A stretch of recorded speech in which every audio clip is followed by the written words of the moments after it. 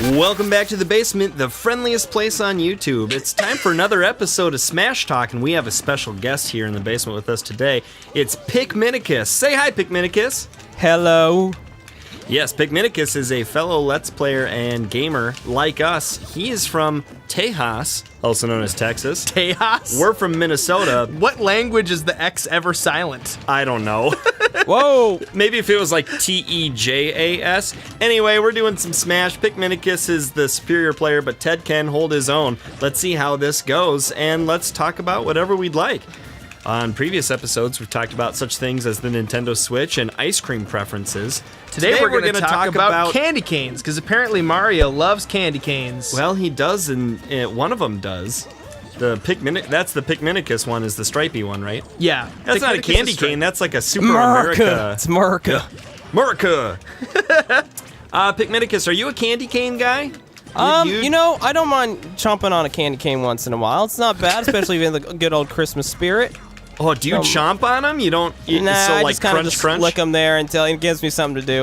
I'll probably do it while turn watching them into TV or a something. deadly tool of destruction. So you'll suck on it until it's a spike? Yeah, and then all this. Oh, I got a great candy cane story. Can I tell it?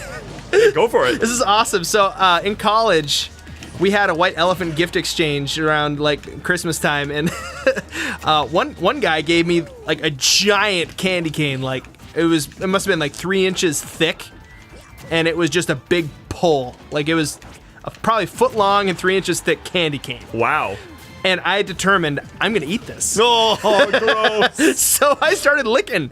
I licked on that thing for like 2 straight days, and I got like an inch down. Oh. And all of a sudden, I started noticing like it tastes kind of funny. Like it's a little saltier than normal and kind of like metallic.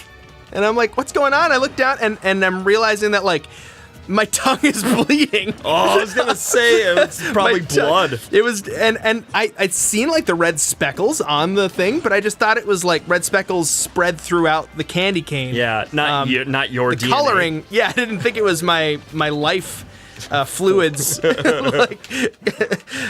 So moral of the story is don't eat too much candy cane or you might bleed to death. Wow, that's an important lesson right here in the basement. You know, I heard that's how elves catch polar bears in the North Pole. They stick a candy cane down in the ground, and then the polar bear starts licking it, and pretty soon he like kills himself to death by bleeding all over the. Sorry, this is a little gross. This turned into a really gross Red discussion. snow everywhere. Yeah, that was a little gross. You focus on Smash, I'll focus on things that aren't gross. Werewolves. Do they exist? Does lichen exist? No. Lichen. Hey, you don't know that werewolves don't exist. Have you ever seen one? No. Have you seen Then Australia? how do you know they don't exist? Wait a minute. Wait. That's not how that logic goes. That's how you wouldn't know that they do exist. That's how you would not know that they don't exist. Here's an argument for the possible existence of werewolves. You ready? Would it be reasonable to say you know half or less of all knowledge that could be known? Half or less of all knowledge? Yeah, in our existing universe. I would say easily less than half. So is it possible that the werewolves you've never seen exist in that other half of all existing knowledge? Yes. Boom. Therefore, they exist. Therefore, flying spaghetti monster. Did I see Flood? Yes, you did. It's was the that? most Was that you? pointless move ever. Yeah. It was actually me pretty good for because edge I guards. Headbutt! Do you remember the original commercial? Pikminnicus, do you remember the original commercial for Smash Bros. On the Nintendo 64? Oh yeah, I watched it on YouTube. That was amazing. It was so great. I always liked that song from the Turtles. Anywho, so Yeah. It's like people in costumes, right? Like full-grown Yeah. adults Yeah. in a sunny field, like wailing so on each happy other. together. The fighting sound effects were so great too. Sounded like like a Jackie Chan action film. So great. Can't get me up with these juggles. Oh my gosh, I just realized Whoa, something. I didn't mean to do that, but that's just goes okay. to show you how much I really don't know what I'm doing with this game. I just realized my controller setup is like doing grabs with what I think is the shield button and the shields with what I think is the grab button. Oh. And it's not a reason why I'm losing. The fact that we've played, 45 minutes of it, and I'm just now noticing, is more of a testament to how I should be doing in this game. Yeah. No, that's completely fine, man. I actually play with custom controls. I play with the Wii U Pro controller, but oh, cool. I actually switched with the default ones for shield and grab, and I switched those over to where the big buttons are shield and the little buttons are grab. Yeah, see, that's what I should have, because I'm playing with it's like a GameCube controller that has been modified to be able to hook into a Wii U pad. I bought it at GameStop. It's got a Zelda insignia and stuff on it, and I think it's really cool. Yeah, it's really neat. Is that a Nintendo brand controller? Or is it third party? It is Nintendo brand, but it doesn't. Oh, is that the one where you hook up to the Wii remote? And Yes. Yeah, that's Nintendo. Does it feel different than a GameCube? It does. It's not quite the same, but I'm getting used to it, which means that's all that really matters, right? You just get used to your controller. But I'm about to use Ryu on Wi-Fi. This is not going to be good. I'm about to use Marth. With Marth messed up or controls. Marth. I like Marth. He's my favorite. Marth is awesome. I was teaching my Japanese friend about the word androgynous. Yeah. Because he didn't know what it meant. And what it means is, you don't really know, they're not really very gender, you can't really tell what gender they might be. Yeah, it's ambiguous, right? But in that specific realm. Yeah, androgynous, right? Anyway, I was because we're teaching each other words, right? He's teaching me Japanese words and teaching him English words. And I'm like, androgynous. And he's like, androgynous, because it was hard to say. He's like, what does that mean? I'm like, well, Marth? And he's like, yeah. I'm like, how you can't really tell if he's a boy or a girl? He's like, yeah. And I'm like, he's androgynous. That's interesting. Oh, okay. Because homogeneous would be the same, and heterogeneous would be different. But I wonder what so it's the same suffix, but I wonder what the andro means. Robot? Robot. Like android? Genus. Robotness. I don't know. Okay, I'm going to tell you guys what I had for lunch today, while Pikminnicus remembers what he had for lunch today, so we can all compare. Let me took see. What did I have advantage for lunch today? of a deal at a local taco place called Taco John's. Oh! They have a thing called Taco Tuesday? Taco Tuesday. And I got 3 tacos. It's not a local place. That's a chain. Well, I don't know if they got them in Texas or not. I don't think they do.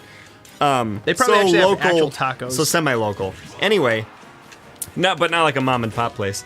But yeah, I got 3 tacos, and you get they have a little salsa bar, so I load up on pico de gallo, which is like tomato and onion, which isn't that cheap, but it's free when you buy tacos. Anyway, 3 tacos and a bunch of pico de gallo for $2.96. Wow! Yep, and then I bought a Dr. Pepper for 25 cents because there's a pop machine at my work that's just a quarter for a can of pop. You talk about that pop machine an awful lot, Peter. Or soda or you love Coke, it so much, as why they don't you might marry say it? in Texas.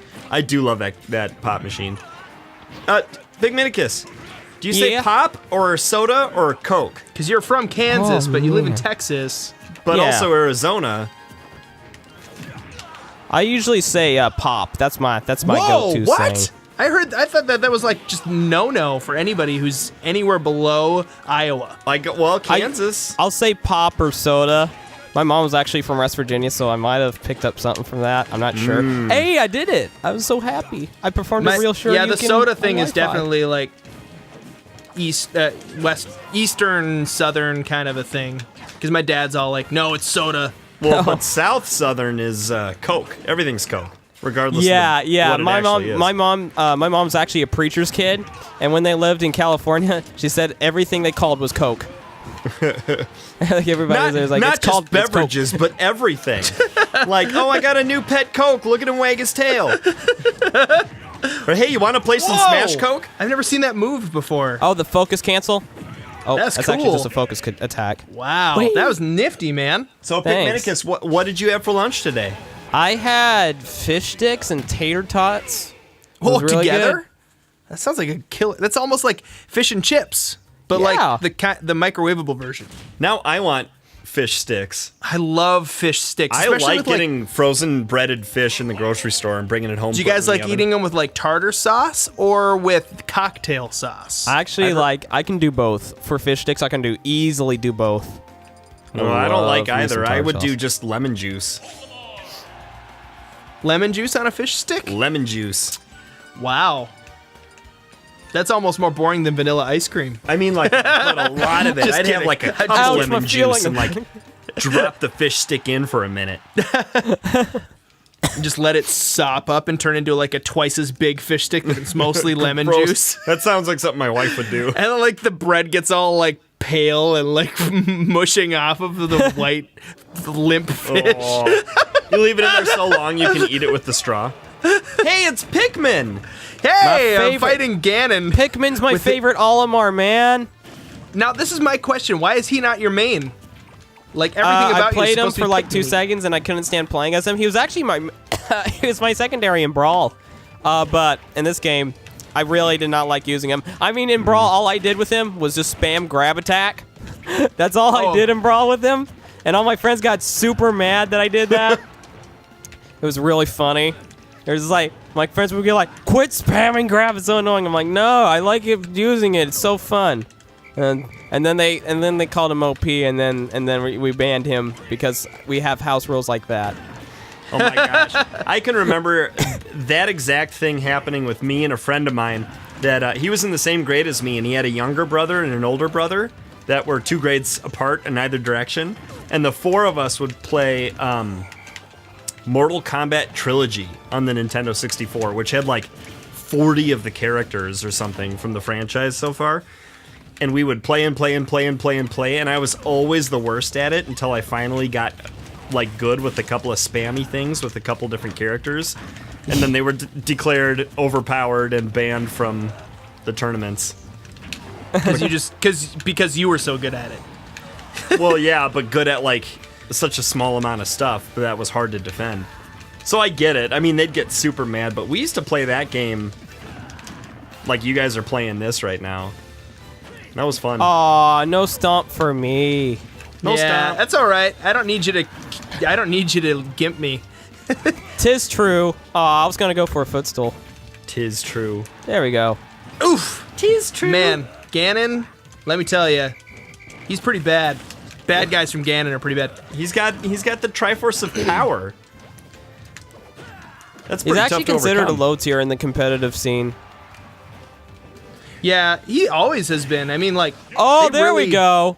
Nicely Nice. done. Wow. And then you. he just coasts You know, down dear- and out. And There it they did a is. really good job in a hack of Brawl where they turned him into like a pretty decent character. Mm-hmm. But it seems like they didn't really learn anything from what was Project M was the name of the hack. Did you ever play any hacked versions of Brawl? No, I did not. But when I started playing Smash 4, I heard a lot about Project M, and I know what I've seen a lot of gameplay of it. It's well done. because I'm subscribed to my tournaments YouTube channel. So, and I mean, I don't own the tournament scene, but I'm just saying, I'm just referring it to as like the tournament I go to. Yeah. But they do Project M on Thursdays, I believe, and Cool. it's insane. I was looking at that, I'm like, What's the oh name of my that YouTube channel? goodness. Huh? What's the name of that YouTube channel? That's Tourney Locator.